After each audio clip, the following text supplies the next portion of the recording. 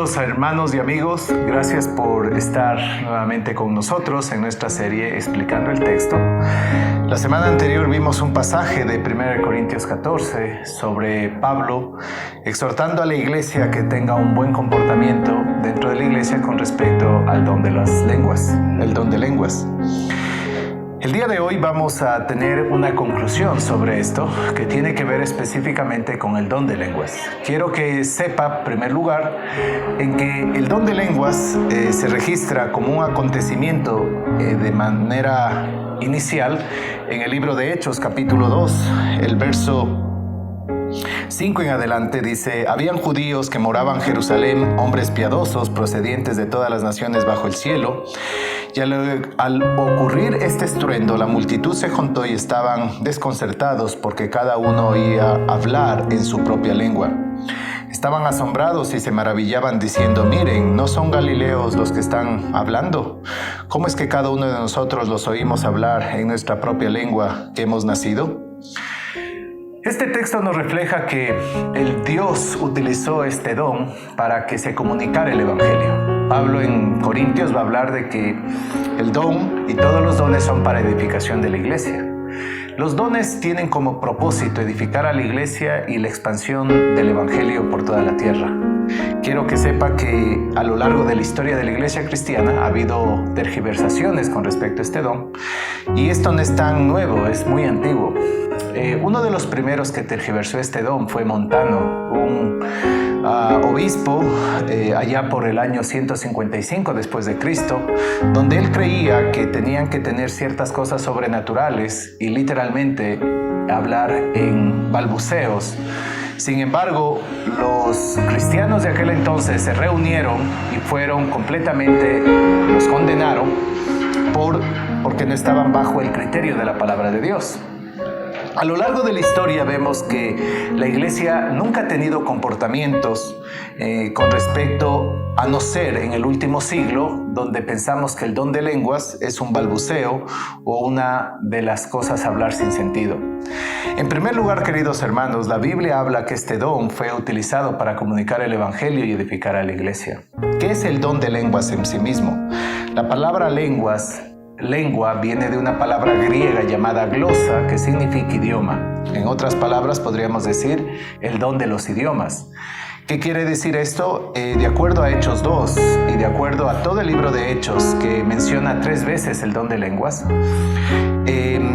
era la comunicación. Aún yo sin saber algún idioma en cual iba a expresarme, Dios me capacitaba por el Espíritu Santo y al abrir mi boca hablaba el Evangelio en el idioma de los ciudadanos que me escuchaban. Esto pasó en Hechos 2.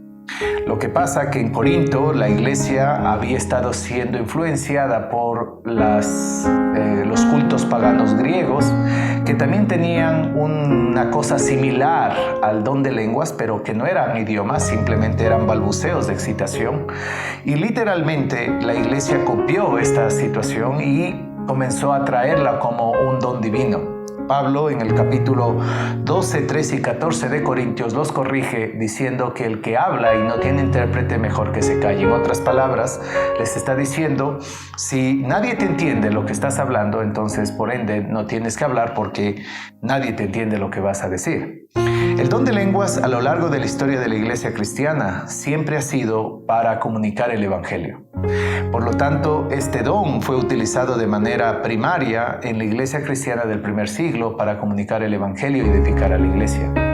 Nosotros creemos que a partir de que la Biblia ya fue escrita y tenemos el canon de las Escrituras, ya no es necesario este don como un ministerio dentro de la iglesia, porque Dios ya puede comunicar su bondad y su palabra a través de su Santa Escritura.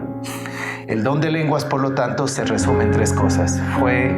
Es y significa hablar el Evangelio y para edificar a la iglesia, comunicando el Evangelio en otros idiomas, aun cuando yo no lo conocía. Segundo, que este don se manifestó en la era apostólica de la iglesia del primer siglo.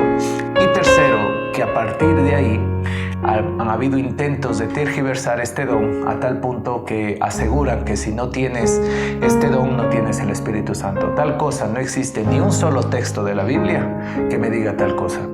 Por lo tanto, si tú escuchas, hay gente que dice, yo hablo en don de lenguas o tengo estas cosas, y no es para comunicar el evangelio o para edificar a la iglesia, no solo está mintiendo, sino que no ha entendido cuál era el propósito del don.